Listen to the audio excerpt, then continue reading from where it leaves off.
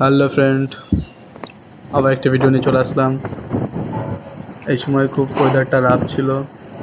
এটা ভেসেলের পিছন সাইড, তো এই সময় রেস্ট টাইম ছিল বলে একটু চলে আসলাম পেছনে। রাফ ওয়েদার ছিল তাই একটা ভিডিও করতে।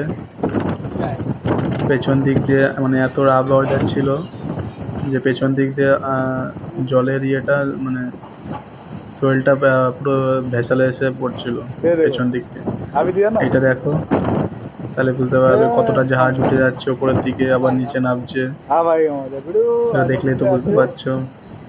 এই দেখো পুরো চলে আসলো জলটার ভেতরে, কিন্তু এই জলগুলো আসলেও কোনো সমস্যা নেই, এটা আবার ড্রেন হয়ে বেরিয়ে যাবে জলটা।